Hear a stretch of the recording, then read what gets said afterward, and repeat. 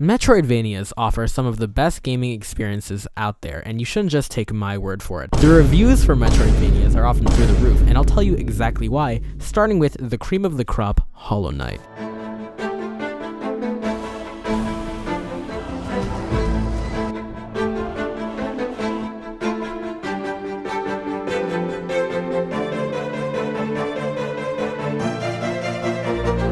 I think that the main thing that differentiates Hollow Knight from other Metroidvanias is how carefully its atmosphere is crafted. Immediately after exiting the tutorial area, you're treated to incredible scenery. Dirtmouth itself is a place that resembles a dark street at night, with quiet lights serving as the only source of illumination, as a thin layer of dust flies over your head. And if you pay attention, you'll also notice how even though the town has many homes, they don't have any lights in them. In the background, we can make out towering silhouettes presiding over Dirtmouth, which can really replicate the feeling of barely making out shadowy buildings when you're out on the streets at night. But in a strange way, I feel like this also gives the player a sense of relief every time they return to Dirtmouth, because it's just like the feeling that you can get when you make it home safely after being out and about all night. This amazing world design can be seen throughout Hollow Knight's expansive map, and almost every time the player enters a new area, they're greeted with the same breathtaking scenery and subtle accents that fully flesh out the environment.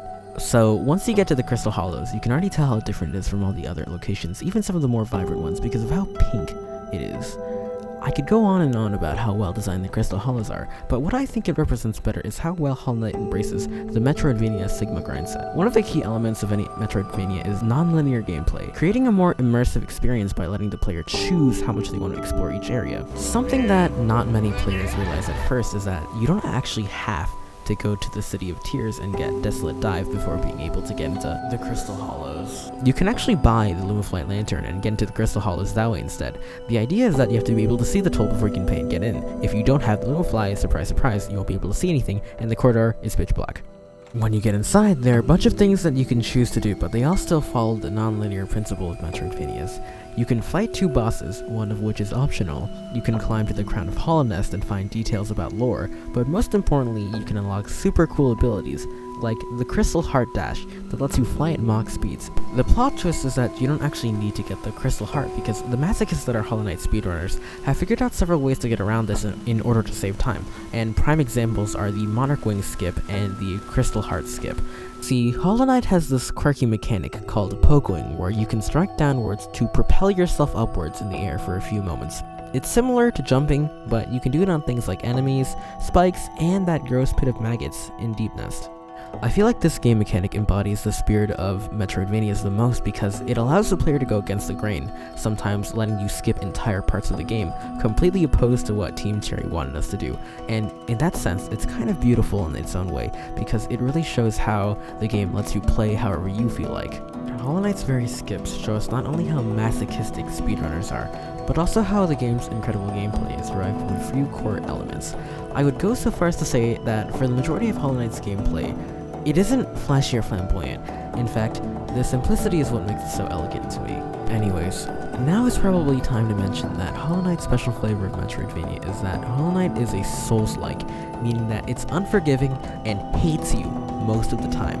So it turns out that the speedrunner masochism thing was just a product of self-selection. Every aspect of gaming requires precise timing, forcing, awarding players that put their blood, sweat, and tears into the game, refusing to let death halt their progress. This can be seen especially in Hollow Knight's 47 brilliantly designed bosses, each of which offers a unique experience to the player.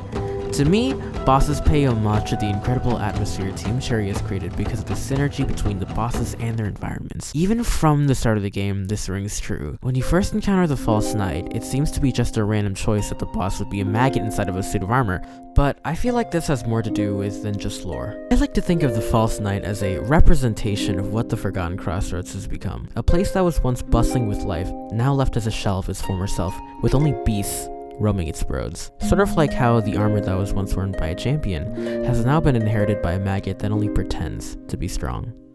What seems to be an immeasurable challenge at first that scares off 31% of all players becomes a trivially easy boss fight, a quintessential example of the effects of Souls-likes. those that manage to overcome the adversity in front of them are able to attain the satisfaction in knowing that their triumph was a direct result of their own efforts. And if you decide to pick up the game, as I recommend, then I'm sure that as you defeat all of them, you'll also come to appreciate them as much as I do. Moving on, Hollow Knight has some of the most enjoyable platforming that I've seen in a while, especially because of the aforementioned environment being so incredible. Let me introduce you to the White Palace.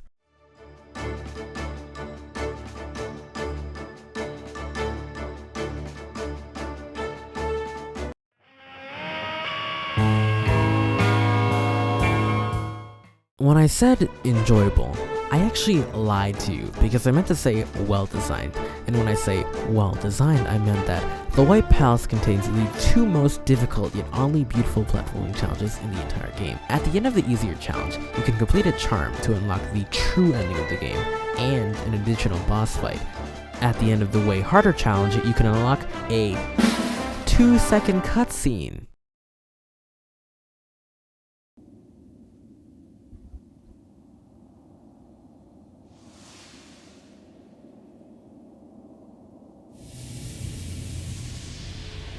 Lovely. The White Palace is a great example of iconic platforming design. Any Hollow Knight player who has even set foot in the White Palace has memorized the bleak melody of the literal hundreds of buzzsaws that line the walls of this place. I legitimately believe that the White Palace poses a more difficult challenge than the final boss of this game. I think that the Abyss is also one of the best examples of platforming in Hollow Knight because of how cool it looks. I mean, one of the challenges involves turning on a lighthouse and then blasting those League of Legends players, void tentacles, with light so that you can get past the literal ocean of them. There's one last thing I want to talk about before we move on. Remember when I said that for the majority of Hollow Knight's gameplay, it isn't flashy? Well, when it gets flashy, it gets flashy. So what a lot of players don't realize is that you can actually play different classes in Hollow Knight because of how quirky charms are. Not only can you play as a traditional melee class, you can play as a summoner, a mage, a tank, a rogue, and hell, even a range class. Game Cherry not only had stat synergies, but actual synergies where compatible charms will change each other's effects. For example, when you equip Fluke Nest, it lets you shoot out these weird maggot things that do damage, replacing your Soul Fireball. When you get the upgraded version of the spell, the maggot things become Void Maggots instead, but that's not where it ends. If you equip Defender's Crest, which emits a heroic odor, all of the maggots combine into one Giga Maggot that does a bunch of damage and explodes into the same heroic odor. Yeah, I wasn't joking about the range class either. Equip Elegy, Quick Slash, and Mark of Pride, and you have yourself a semi-functional ranged attack that doesn't rely on soul. What it does rely on is that you have to be full health. I mean, there are also other builds that I'll put on screen, but you know what the coolest build is? A transition build. It gives you a free transition. I still believe that Hollow Knight's gameplay is centered around those few core mechanics because at the end of the day, even if you have an army of minions fighting for you, you still need to dodge attacks and swing your sword. Hollow Knight is an amazing game, and I wholeheartedly believe that you should play it because you'll definitely come out the other side with a new sense of appreciation for Metroidvanias. And one last thing, benches. Wait a minute, this isn't Hollow Knight. The gameplay of Deadcells is simple. Step 1, grab a weapon. Step 2, kill anything and everything that stands in your way. Some runs you could be super lucky and get a bunch of legendary weapons, while in other runs you need to barely scrape by with a weapon you picked up 3 levels earlier. You can really see how much the developers put into designing weapons, as they even added weapons based around their various Easter eggs, and they somehow managed to make each weapon feel fresh and completely different from any other weapons in the game. My personal favorite being a literal gun. If that wasn't enough for you, there are additional weapon modifiers that can completely change how powerful each weapon is, as well as mutations that the player needs to learn how to use in order to achieve the maximum synergy between each weapon. Since there are so many options to choose from, the gameplay will never get stale, which is opposed to Hollow Knight, because Hollow Knight will make you play for hours and hours by killing you over and over again. Also, now is a good time to remember the fact that Deadcells is still a Metroidvania, meaning that it's also non-linear. But this is a problem, because Deadcells is level-based, taking inspiration from its roguelite side in addition to the fact that Deadcells is procedurally generated. This is a problem that solves itself though because of how item pickups work in the first place. Although Deadcells is procedurally generated, the rooms that the players can access at first are limited by what mobility options they have access to, which forces them to move in certain directions. When unlocking these items for the first time, they are guarded in specific rooms by elite enemies, which means that if the player doesn't have it yet, they can still go to that specifically generated room and then fight the elite enemy to unlock it. Once the player dies or completes the run, they are then sent back to the start, and this time they're able to access the previously restricted areas with their new abilities. This continues until the player has all the abilities unlocked, and at that point, they can explore to their heart's content. So, I could spend more time writing in a fancy transition, but at this point I can't be bothered, so let's talk about Deadcells' amazing graphics, because this is my video, and I know statistically, only 11% of you are still watching. By the way, thanks for watching. Here, have a digital ice cream cone. Joe Biden approved. What the fuck did I just say? With vibrant colors and a gorgeous art style, it's impossible for the scenery not to catch your attention. The enemies also share this flashy design with their magic lightning spears and beams of energy. My personal favorite is the Leg Hugger. Coming straight out of a horror movie, you encounter this enemy for the first time in Stilt Village. Then, you immediately steal its kid, and then you head to the shipwreck. There, you get to see a room filled to the brim with silhouettes of them. As you progress through the game, you'll be constantly attacked by them, and they can appear out of nowhere. It's honestly shocking how something so cute can also be so creepy. Their long limbs that hook to walls and their lethargic movements can really make you feel uncomfortable. If I didn't have my favorite weapon, gun, with me when I was first encountering them, I would have been freaked out way more. Thank you, Deadcells. I didn't know you also had the Second Amendment. Anyways, each level has its own quirky little feature besides the usual spikes and spiked balls. You got yourself some toxic sewers that are really annoying to deal with because of all the toxic green waste lying everywhere. And by the way, we're not going to gloss over the fact that this kingdom ate so much trash that their waste literally became radioactive. I mean, that alone is concerning, but why are there also giant rats and maggots that use their eggs to kamikaze you?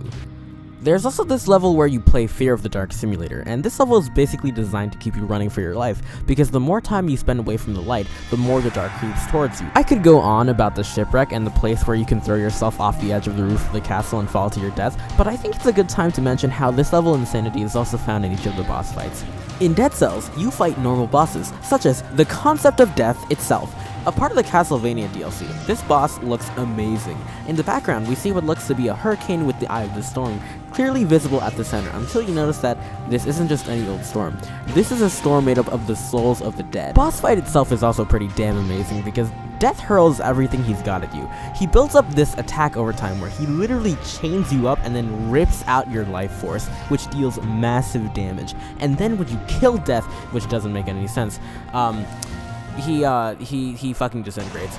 The point is, the bosses are really fun to fight, and if you play Deadcells, you'll know how much it prioritizes enjoyment over taking itself seriously. For starters, your character responds exclusively with body language, which is a testament to how good the animations are in Deadcells. Some of my favorite include the thumbs up, the head shake, and lastly, the finger. Oh, also Deadcells has a mobile version, so you don't even need a PC to play the game. Metroidvanias offer some of the best experiences that any player could ask for because they are built around carefully crafted game design and are results of passionate indie devs that are trying their best to make you genuinely enjoy what they've made. Hollow Knight is one of the reasons why I fell in love with gaming in general, and it opened up a completely new perspective on how I view gaming, and I feel like it sets the bar at just the right place. A fun game that was made with love and something that wasn't artificially designed to sell millions of copies, which is ironic because that's exactly what it ended up doing. Even if you aren't a hardcore gamer, I think you would also enjoy Deadcells simply because of how fun the chaotic experience is. That's all I have to say. Thank you for watching, and I'll see you next time. I promise the next video will be shorter.